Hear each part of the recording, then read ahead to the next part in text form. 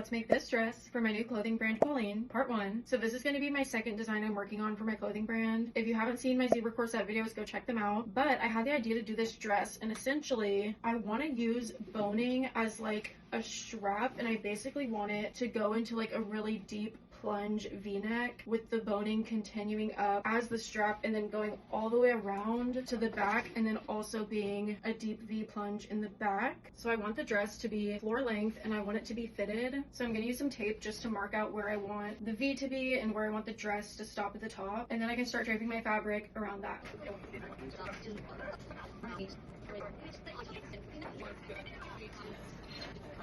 Okay, I think I'm happy with how this looks. I do have a concern a little bit. Maybe this might be too wide, but I also like the idea of having a lot of cleavage there, so I'm going to try it like this. If it ends up being too wide here, I'll just do it in more. And then I put blue tape to represent the strap, and here is the back. So I just continued this line all the way to make it a lower back, and then it still has that V, and both V's go right to the exact waist point. So now I'm going to start draping the fabric on here, and I'm really hoping I can do one piece for the front, one piece for the back. We'll just have to see.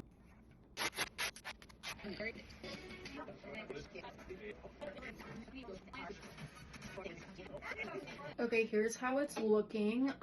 Not good. I think it's the fact that this is like split here is just like making the fit really weird. So I'm gonna revisit this tomorrow. So I've decided I'm gonna do a strip of boning going all the way around the waist, just below where the V ends. That way it'll be like a section of fabric here and here, same in the back, and then I'll do a separate piece for the front and the back of the skirt.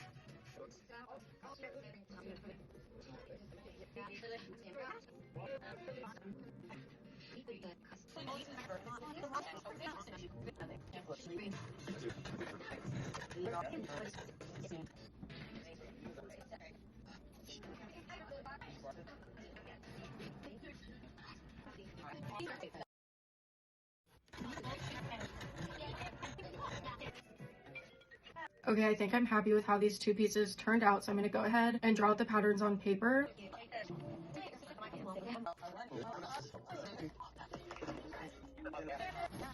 Okay, so I finished my pattern pieces for the front and back of the bodice, and I had to like do some math and thinking, and basically where I'm going to be connecting the boning strap, it's going to be a 1/4 inch seam allowance. And then for this top part, what I'm going to do is fold the seam allowance under, and then I'm going to sew a boning channel using the seam allowance to create the channel. And I'm going to do the same thing where the top part connects to the skirt, so I'll do the boning on the skirt side of it, so it'll be just below the end of this boning. And then the side seam, I'm just going to do a 1/2 inch seam allowance. So now I need to make my pattern for the straps themselves and figure out exactly how I want to do that. So go to part 2 and I'll start making the straps.